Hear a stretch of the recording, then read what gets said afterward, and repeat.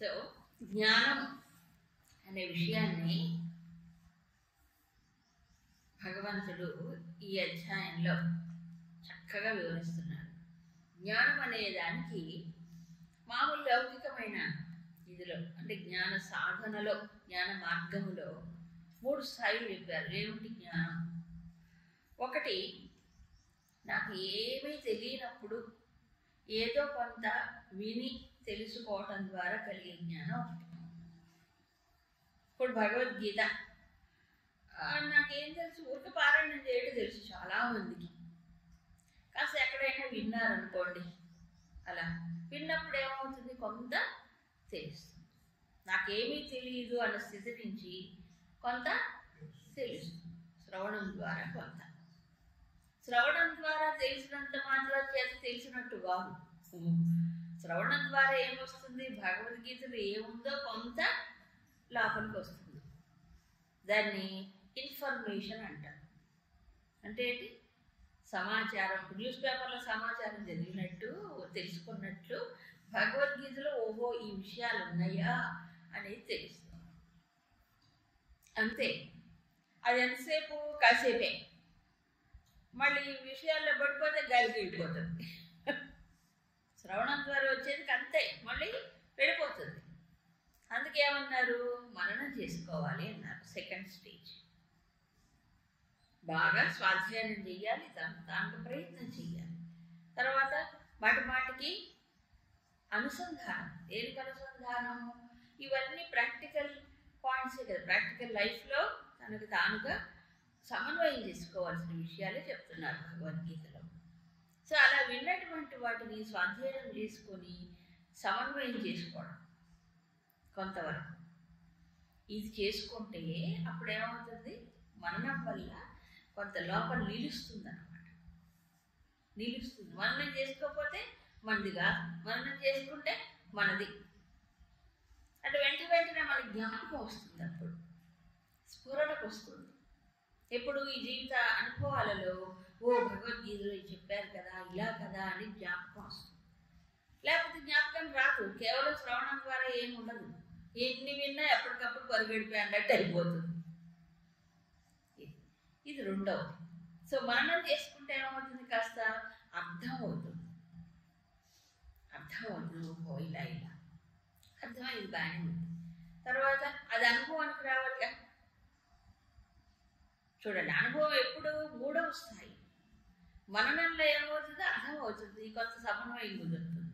కానీ మూడవ స్థాయికి వచ్చేటప్పటికి నిధిధ్యాసనం అన్నాడు. నిధిధ్యాసనంలో ఏమవుతాడు, ఏ లక్ష్యం అయితే మనకి శాస్త్రం నిర్దేశించి చెప్పాయో ఆ లక్ష్యాన్ని అందుకోవడానికి చేసేటువంటి ప్రయత్నం. మనలో అందుకోవడానికి ప్రయత్నం చేయడు, కేవలం విన్నది చదివింది జీర్ణం చేసుకోవడానికి ప్రయత్నం. అందుకోవడానికి చేసే ప్రయత్నం ఫైనల్. అక్కడ ఆ ప్రయత్నంలో ఏముండాలి? ఏమిటన్నారు? అధ్యాత్మ జ్ఞాన నిత్యత్వం, తత్వజ్ఞాన అర్థ దర్శనం. అది చెప్పారు. అందుకోవాలంటే ఏం చేయాలి? అదే దృష్టి కలిగి ఉండాలి. ఏ దృష్టి? తత్వజ్ఞానార్థ దర్శనం. తత్వజ్ఞానం ఏదైతే చెప్పారో దాని యొక్క అర్థం, ప్రయోజనం ఏమిటో ఆ ప్రయోజనాన్ని ఎప్పుడు దృష్టిలో పెట్టుకోవాలి. అది దర్శనం. దర్శనం అంటే ఏంటి? దృష్టి పథంలో నిలుపుకోవడం, అంతేగా. ఇప్పుడు కొండ మీదకి వెళ్ళారు, దేవుడిని దర్శించారు అంటే ఏంటి? దర్శించడం అంటే ఏంటి? చూడటం డైరెక్ట్గా, అంతేగా దర్శనం.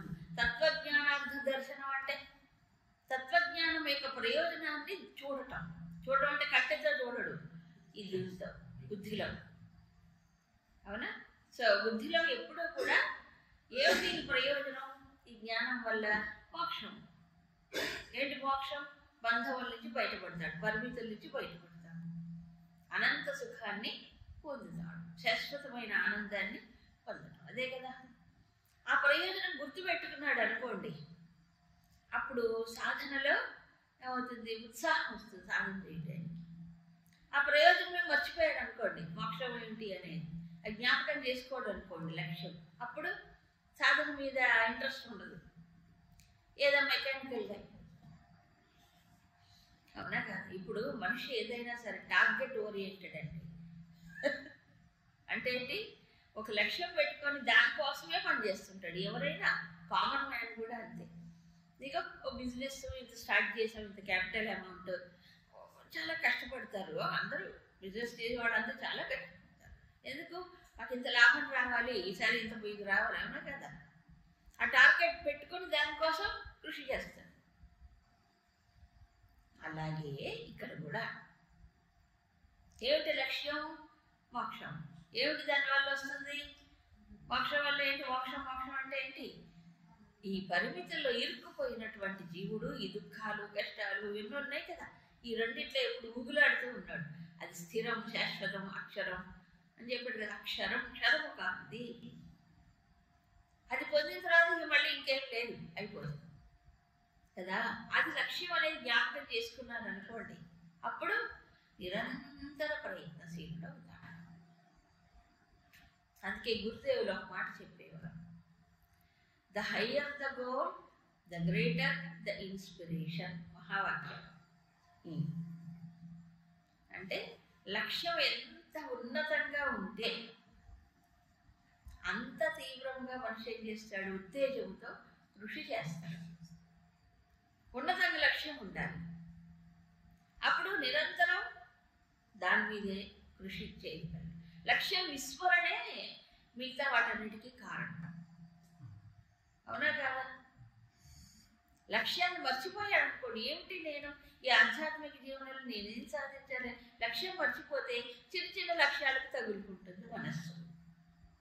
చిన్న చిన్న వాటిని పట్టుకున్నప్పుడు ఏమవుతుంది? వాటికి ఉబ్బిపోవటం పొంగిపోవటం, ఇవి రాలేదే అవి పోలేదే అని మనస్సు అక్కడే అయిపోతుంది. అప్పుడు అధ్యాత్మిక జ్ఞానం నిత్యత్వం ఉండదు. ఉంటుందే? ఉండదు. నా లక్ష్యం అంత ఉన్నతమైనప్పుడు నేను ఎంతగా సిద్ధమవ్వాలి? ఏమన్నా ఏమరపడడానికి వీలుంటుందే? ఉండదుగా. అల్ప లక్ష్యాలప్పుడు మర్చిపోతాడు. అందుకే అల్పమైన లక్ష్యం పెట్టుకోకూడదు. అధ్యాత్మ జ్ఞాన నిత్య తత్వజ్ఞానాచ దర్శనం. అప్పుడు నిత్యము ఏమవుతున్నాడు? అధ్యాత్మ జ్ఞాన దృష్టి కలిగి ఉండడానికి ఇది ప్రేరణ ఇస్తుంది. ఇన్స్పిరేషన్ లోపల నుంచి రావాలి కానీ బయట నుంచి ఇస్తారండి ఎవరైనా? ఈ విషయాల్లో ఇస్తారా? మోక్షం అనేది నా లక్ష్యం అయినప్పుడు అప్పుడు దానికోసమే నిరంతరం ప్రయత్నం చేస్తాడు. దాన్ని ఎవరు మోటివేషన్ చేస్తారు? ఇందులో మోటివేషన్ ఏమిటి? Self motivation, self inspiration. ఇంకా ప్రపంచం చూస్తే దీని నుంచి వెనక్కి లాగే వాళ్ళే ఉంటారు కానీ ఇటువైపు ప్రోత్సహించే వాళ్ళు అక్కడ ఉంటారు. ఎందుకు? దాని గురించి తెలియదు. ఎందుకు? ప్రపంచ విషయాలే ముఖ్యం అనుకునే వాడికి ఏం తెలుస్తుంది? పాపం ఎవరికి తెలియదు. అందుకే alone to the alone all alone అని చెప్పారు. ఎవరు వెంట రారు, జంటగా ఎవరు తోడు ఉండరు. సహజమే, ఇదే సహజం. అందుకు అంత ఉపనిషత్తుల్లో అన్నిసార్లు చెప్పారు కదా, ఉత్తిష్ఠత జాగ్రత్త ప్రాప్య వరాన్ని బోధ. అది అందుకు అన్నిసార్లు చెప్పారు. సో ఇప్పుడు ఏమిటి అందుకోవాలంటే కృషి ఏమిటి? అధ్యాత్మ జ్ఞాన నిత్యత్వం. అది కృషి.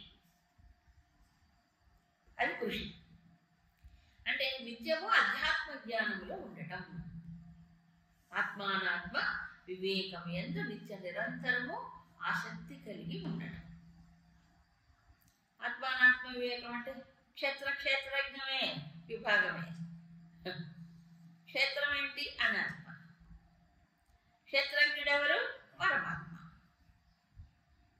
అంతేగా, అందుకే విభజించి చూపించాడు. ఇప్పుడు ఏమిటి ఆత్మానాత్మ వివేకం అంటే? ఇది అనాత్మ, ఇదంతా క్షేత్రము, ఈ పరమాత్మ వీటన్నిటికంటే మీరు వీటిని తెలుసుకునేవాడు. ఇప్పుడు తనలో పరమాత్మను వెతకాలి. ఇదే కదా, పరమాత్మను ఎక్కడ అన్వేషించాలి? ముందు లోపల, తర్వాత బయట. ఈ లోపల ఏం పంచభూతాలు, పంచ ఇంద్రియములు ఇవన్నీ చెప్పాను కదా, మనస్సు, బుద్ధి, ఇంకా ఇచ్ఛాద్వేష సుఖ దుఃఖాలు ఇవన్నీ చెప్పాను. ఇప్పుడు ఇవన్నీ ఏమిటి? క్షేత్రమేగా. సో ప్రతిసారి దృష్టి ఎక్కడ పోతుంది? క్షేత్రంలో తగులుకుంటుంది ప్రతిసారి. అవునా కాదా? ఎప్పుడో క్షేత్రంలోనే వెళ్ళిపోతుంది. మరి ఇప్పుడు ఏం చేయాలి? అధ్యాత్మ జ్ఞానంతో నిత్యత్వం అంటే ఆ క్షేత్రం నుండి వేరై నిలవాలి. ఫస్ట్ వేరై నిలవడం అంటే సాక్షి. పరమాత్మ ఉన్నాడు కదా, పరమాత్మ అప్పుడే దృష్టి రాదు. ఇటు తిరిగినప్పుడు పరమాత్మ దృష్టి ఎట్లా వస్తుంది? దీన్ని ప్రకాశింపజేసేవాడు పరమాత్మ. అందుకని ఏం చేయాలి? ముందు ఇప్పుడు తత్వజ్ఞానం అంటే ఈ ఆత్మానాత్మ వివేకాన్ని నిత్య నిరంతరము సాధనగా మర్చుకోవాలి. అది అసలు బెస్ట్ సాధన, హైయెస్ట్. దృగ్దృశ్యౌద్యౌ పదార్థౌ స్తః, దృగ్దృశ్యౌద్యౌ పదార్థౌ స్తః అంటే ఈ రెండు ఎలాంటివి అంటే దృక్కు దృశ్యం. దృక్కేమో పరమాత్మ, దృశ్యమేమో ఎవరు? ఇవి క్షేత్రము. పరస్పర విలక్షణవు. ఈ రెండు పరస్పర విలక్షణంగా ఉంటుంది. అవునా? కాబట్టి దీంట్లో దృక్ బ్రహ్మ, దృక్ బ్రహ్మ. ఎవరు? క్షేత్రాన్ని తెలుసుకునేది పరమాత్మ. ఎవరు? అది పరబ్రహ్మము, అది అక్షరము. దృశ్యం మాయేది. దృశ్యం ఏదైతే చూడబడుతుందో, తెలుసుకోబడుతుందో అది క్షేత్రం కదా. అది ఏంటి? మాయా కదా. శంకరాచార్యులు వేదాంతనిములో చెప్పింది, ఇక్కడ చెప్పింది ఒకటి. వీటి సారమే కదా. సో ఇది ఎప్పుడు ఉండాలి? నిత్యత్వం ఎప్పుడూను. లేదు మాటి మాటికి అది వెళ్ళిపోతూనే ఉంటుంది క్షేత్రంలోకి, అనాత్మలోకి. అందుకు దృష్టిని లాగా. ఇది జ్ఞానం. చూసారా? ఇది అసలైన జ్ఞానం. అజ్ఞానం యతతోన్యథ. ఇది జ్ఞానం అని చెప్పి ఊరుకోలేము. కృష్ణుడు మళ్ళీ ఏమంటున్నారు? దీనికంటే అన్యమైనదంతా అజ్ఞానంలో భాగమే. ఏం తెలుసుకున్నా ఒకటే. సో నేను జ్ఞానం అనటానికి వీల్లేదు ఎవరు. అంతే కదా. నాకు జ్ఞానం ఉంది అని చెప్పుకోవడానికి ఏం లేదు ఇక్కడ. ఎప్పుడు ఈ స్థితి కలిగితేనే జ్ఞానం ఉన్నట్టు లెక్క. దీంతో ఇది స్టాండర్డ్. సో జ్ఞాన మార్గం అంటే ఇది అసలైన జ్ఞాన మార్గం. శ్రవణ మన్నాలు అనేది ఏమిటి? దీని ప్రిపరేషన్ అంతే. కాబట్టి ఈ తెలియక చాలా మేము జ్ఞాన మార్గంలో ఉంటే మేము జ్ఞాన మార్గంలో జ్ఞాన మార్గంలో అంటే శ్రవణ మన్నాలంటే ఆగిపోకూడదు కదా.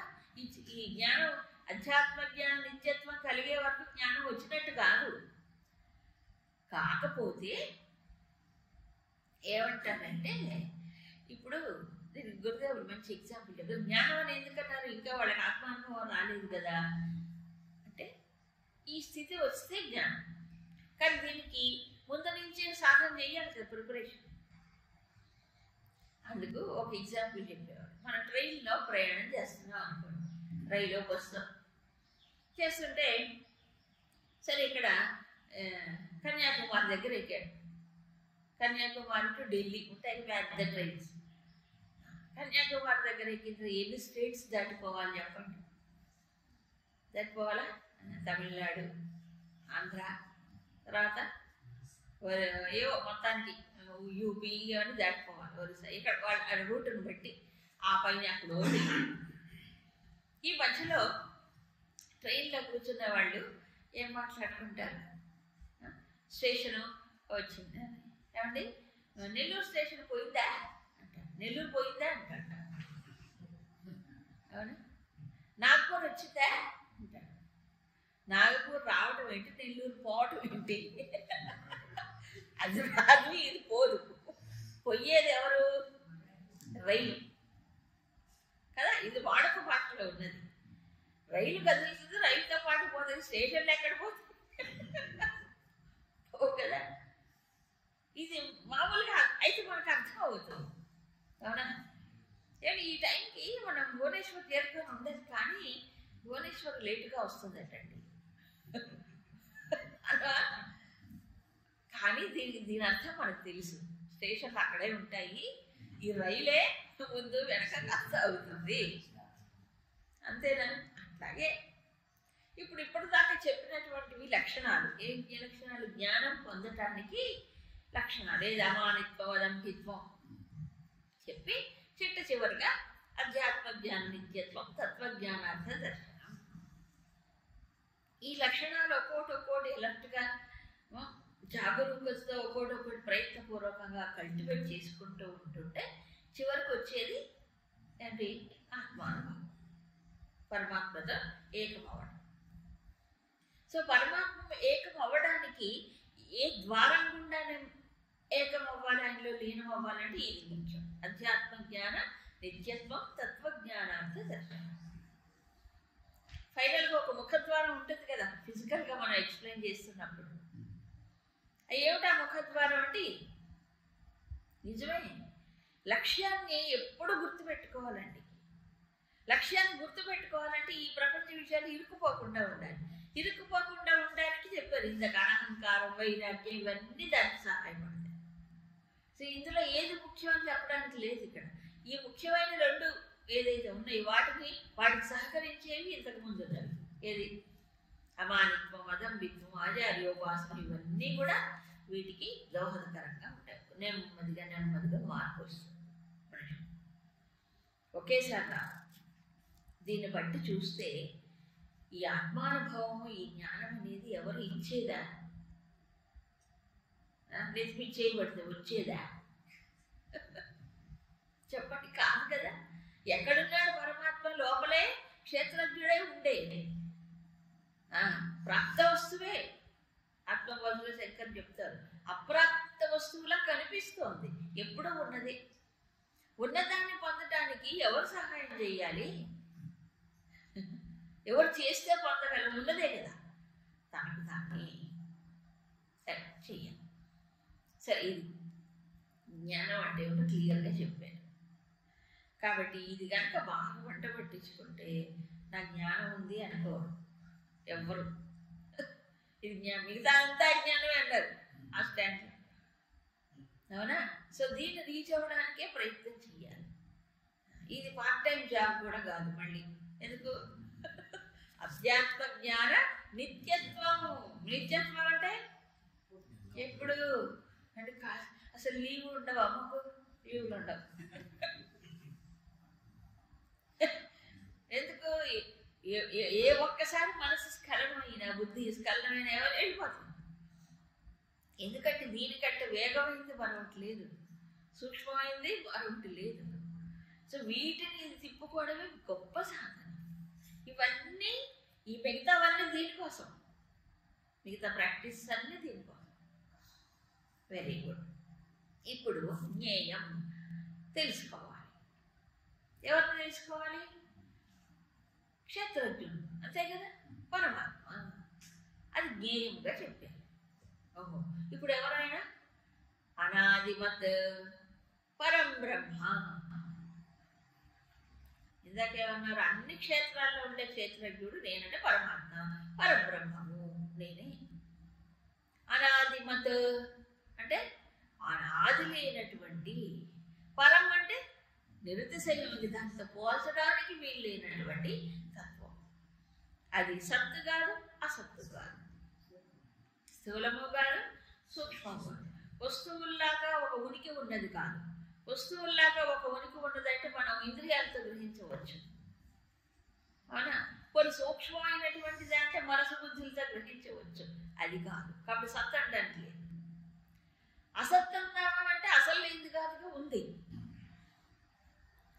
ఉన్నది, ఉన్నదనే చెప్తున్నాడు. సో సత్తు కాదు, అసత్తు కాదు అంటే ఈ రెండు కూడా పోలికతో చెప్పేది, సత్తు కానీ అసత్తు కానీ. సరే, ఇంతకీ ఈ పరమాత్మను తెలుసుకుంటే ఏమిటి ప్రయోజనం? జ్ఞాత్వ అమృతమశ్నుతే.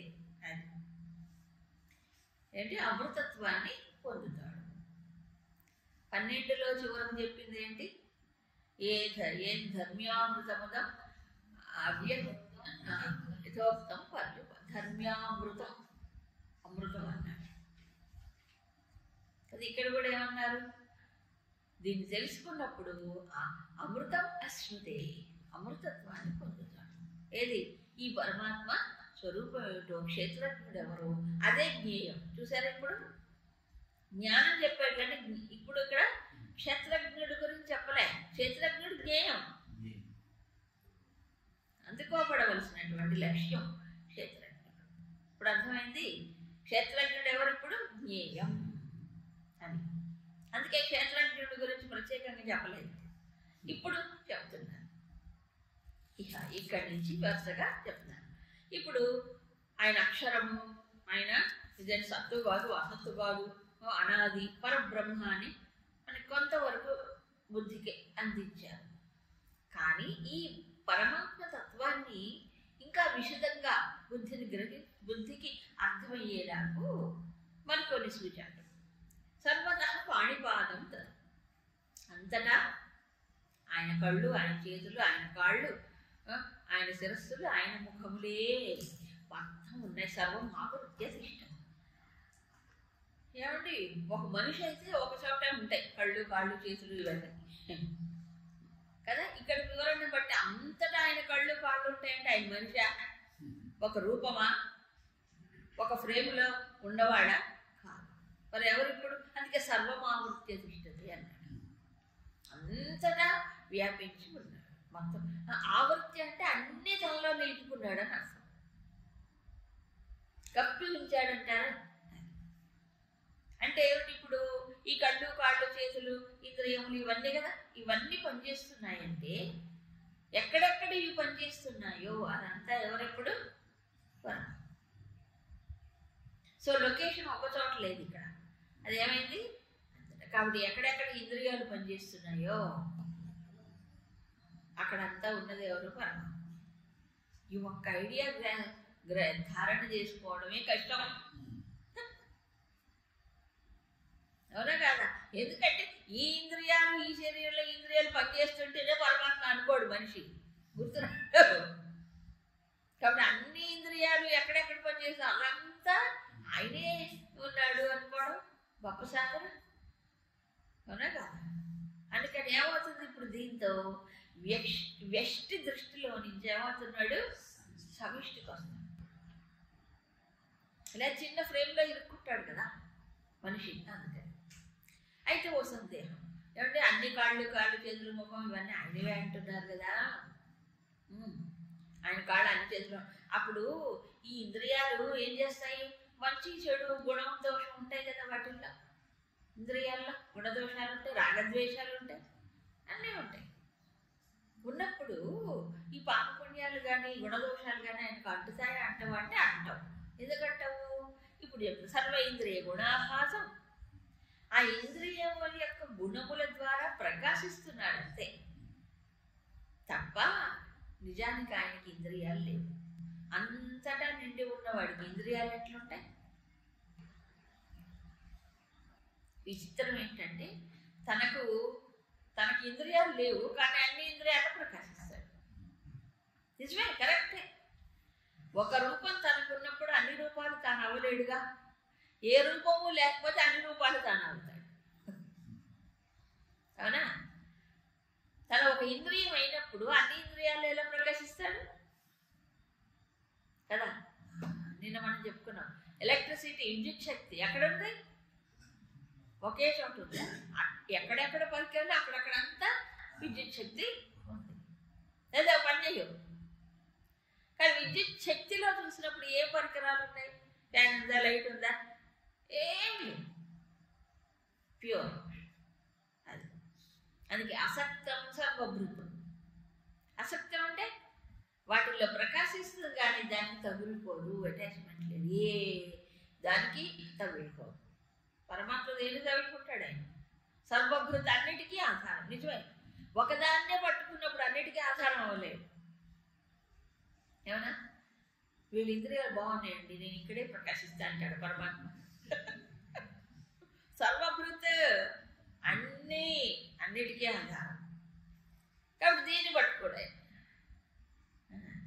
నిర్గుణం గుణభోక్తృచ, ఇది కూడా సత్వరజస్తమో గుణాన్ని ఏమవుతున్నాయి? ఎప్పుడు ఆడుతూ ఉంటాయి. ఎవరిలో? ఆయనలో. ఆ యొక్క గుణాలను ప్రకాశింపజేసేది తాను. ఆయన మాత్రం నిర్గుణం. ఇప్పుడు ఇదంతా ఏమంటే నిర్గుణోపాసన, అక్షరోపాసన. ఈ పరమాత్మ ఒక నామరూపానికి పరిమితం కాదు. నిజానికి అన్ని గుణాల వెనుక, అన్ని ఇంద్రియముల వెనుక ప్రకాశించేటువంటి తత్వం చెప్పారు. ఇంకా ఇంకొన్ని సూచనలు. బహిరంతశ్చ భూతానాం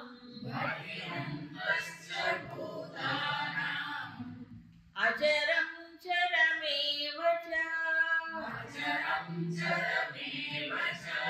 సూక్ష్మత్వాత్ తదవిజ్ఞేయం దూరస్థం చాంతికే చ తత్.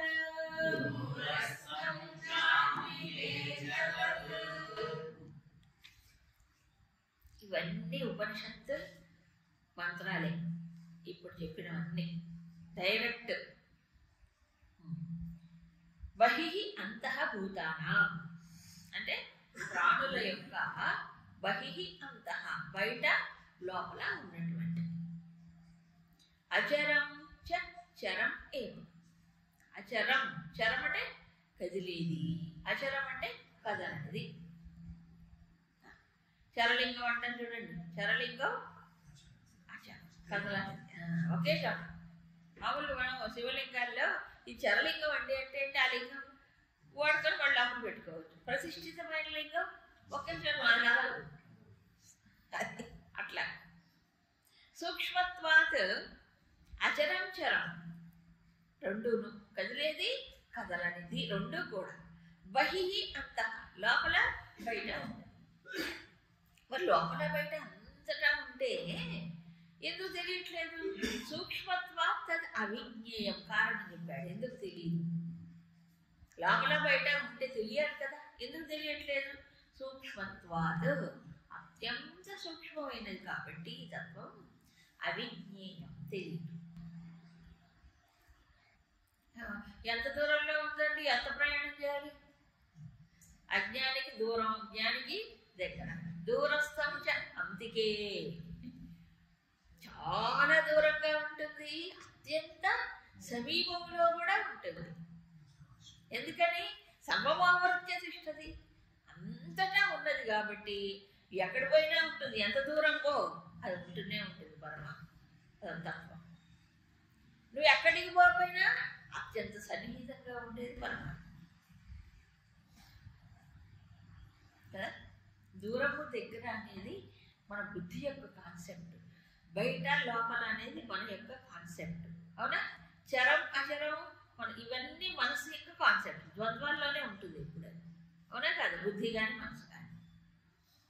కాబట్టి ఇవన్నీ ద్వంద్వాలకు అతీతమై ఇప్పుడు లోపల బయట అన్నాం.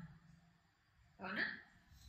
మామూలుగా ఏ వస్తువైనా బయట ఉంది అంటే లోపల లేదన్న, లోపల ఉందంటే బయట లేదన్న. లోపల బయట ఉండేది ఏమై ఉండాలి? అది సర్వవ్యాపకమై ఉండాలి. ఆ బయట ఆకాశం ఉందండి, ఓ ఇక్కడ లోపల ఆకాశం లేదా? ఉంటుంది. లోపల ఉంది, బయట. అవునా? అంటే మరి ఆకాశం ఎక్కడుంది ఇప్పుడు? సర్వవ్యాపకమై ఉన్నది, అంతటా ఉందిగా. అలాగే పరమాత్మ ఆకాశము కంటే సూక్ష్మం కాబట్టి ఆకాశం కూడా ఆయనలో ఉంది. అంతే కదా? ఆకాశం కూడా పంచభూతాల్లో ఒకటే. పంచభూతాలకు ఆధారం అయినే కదా, పరమాత్మే కదా. విమర్శరూపిణీ విద్య వేదాది జగత్ ప్రసూహు అంటాడు. వేదాది అంటే ఆకాశం మొదలుకో వాటన్నిటి అన్ని ఎక్కడి నుంచి వచ్చాయి? ఆ తత్వంలో నుంచే వచ్చాయి. అట్లొచ్చే వచ్చాయి. అలాగే ఈ మొత్తానికి ఆధారం ఆయన సర్వము వ్యాపించి ఆవరించి ఉన్నది ఆయన అయినప్పుడు ఈ లోపల బయట ఎవరికి? జీవుడికి లోపల బయట. ఎందుకు? పరిమితమైన దృష్టితో ఉన్నాడు కాబట్టి. నిజానికి బహిః అంతః ఎక్కడ? ప్రాణులందరికీ లోపల బయట ఉన్నవాడు. ఇప్పుడు ఎక్కడ చూడాలి? పరమాత్మ లోపల చూడాలి, బయట చూడాలి.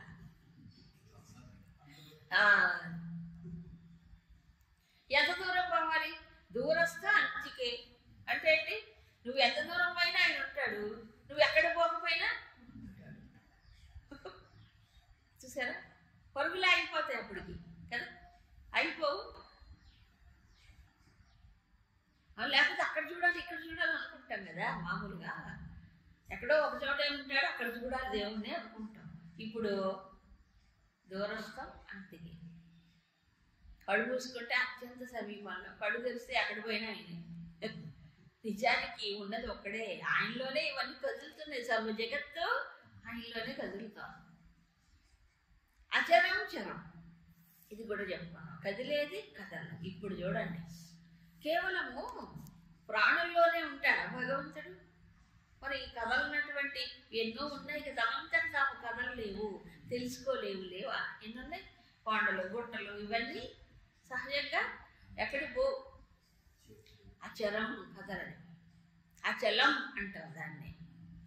అవునా? ప్రాణులన్నీ కదులుతాయి కానీ కదలదని. ఇప్పుడు స్థావర జంగమములలో, అందుకే మన హిందూ జీవన విధానంలో మనం కొండ కూడా దేవుడే, కొండ మీద ఉన్నవాడు దేవుడే కదా. కొండ చుట్టూ తిరగట్లే. ఇప్పుడు అరుణాచలం ఓ ఏమో ప్రదక్షిణలు చేసి ఓ ఎంత వేలు పోతుంటారు. ఏదైనా అంతే చూడండి, ఒక దేవుడు ఒక కొండ మీద ఉన్నాడంటే తిరుగుతారు. ఎందుకు తిరగాలి? కొండ కూడా దేవుడే. ఇప్పుడు ఈ వెంకటాచలము సాలగ్రామం అట, కొండయే సాలగ్రామం అట. సాలగ్రామం అంటే తెలుసు కదా, శివుడికి లింగంలాగా విష్ణువుకి సాలగ్రామం చిహ్నం, విష్ణు చిహ్నం. ఈ కొండ మొత్తం సాలగ్రామ శిల అని చెప్తారు. అది మరి కొండ మీద ఉన్నవాడు ఎవరు? ఆయన పరమాత్మే. నిజమే కదా, ఉన్నమాటే కదా అది. కాబట్టి చరం అచరం. కాబట్టి ప్రకృతిలోనే భగవంతుడిని చూడటానికి మన ఋషులు ఇన్ని రకాల సూచనలు చేశారు.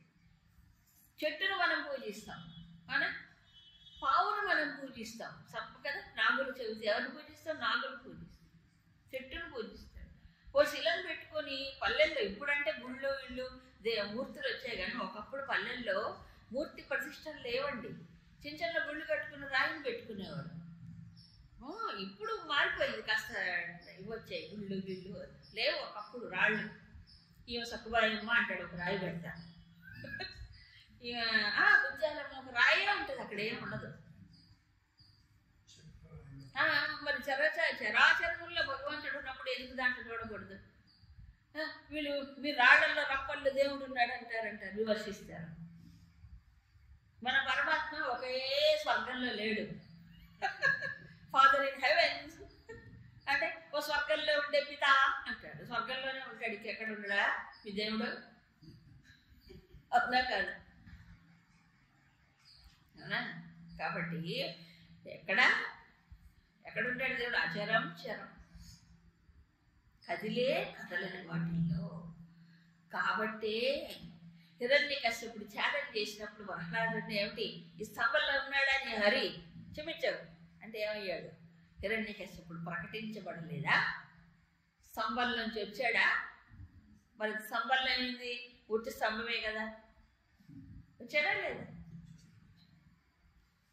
అచరం చరం. అవునా? గోదాదేవి పెళ్లి చేసుకుంది ఎవరిని?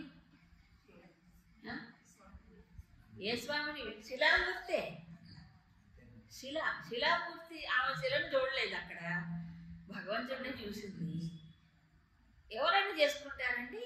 ఎంత బుద్ధిలో ఎంత నిష్ట కావాలి. పరమాత్మ ఈ రూపంలో ఉన్నాడని ఇష్టం ఉన్నప్పుడే జరుగుతుంది. అయిపోయింది, లీనం అయిపోయింది. అవునా కాదా? ఊరికే వస్తుందండి.